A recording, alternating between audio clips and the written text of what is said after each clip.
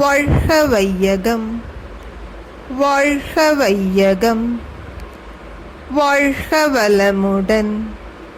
குருவே துணை. அனைவருக்கும் அன்பு வணக்கம்.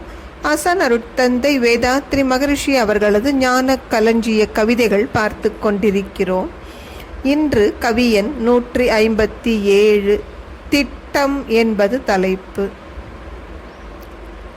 உலக நாடுகள் அனைத்தும் சேர்ந்து ஓராட்சி உருவாக்கி எங்கும் உள்ள இராணுவத்தை கலகமெழா முறையில் அதனிடமே சேர்த்து கலைக்காமல் சமூக சீர்திருத்தத்திற்கு பலவிதத்தும் அதன் சேவை பயனாய்க் கொண்டு பார்மீது மனிதரெல்லாம் நல்வாழ்வெய்த நில உலக பொது திட்டம் காண வேண்டும். நிலையான அமைதியினை விரும்பிடும் நாம். என்ன அழகான திட்டம் தருகிறார் அருட்தந்தை என்று பாருங்கள்.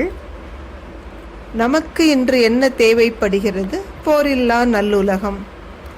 அதை எப்படி சாதிப்பது என்ற திட்டம்தான் இங்கே கொடுக்கப்படுகிறது. உலகிலுள்ள அனைத்து நாடுகளும் ஒன்று சேர்ந்து ஓர் உலக பொது ஆட்சியை உருவாக்கி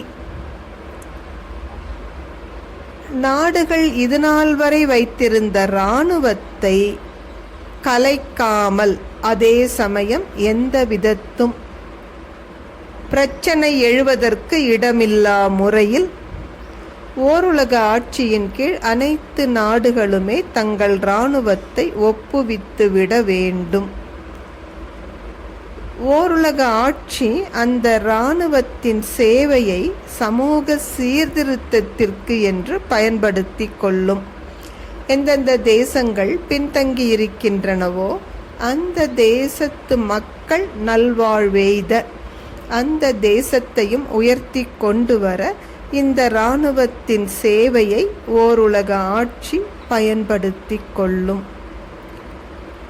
இப்படி உலகம் முழுவதும் வாழுகின்ற மக்கள் அவர்கள் எந்த தேசத்தில் இருந்தாலும் நல்வாழ்வு எய்துவதற்கு நாம் ஓர் உலக பொது திட்டம் வகுக்க வேண்டும்.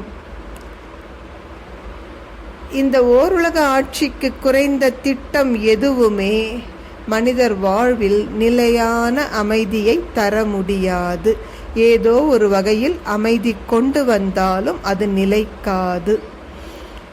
எனவே மனிதகுலத்திற்கு நிலையான அமைதி கிட்ட வேண்டுமானால் நாம் இந்த ஓர் உலக ஆட்சிக்காக உழைத்தே தீர வேண்டும்.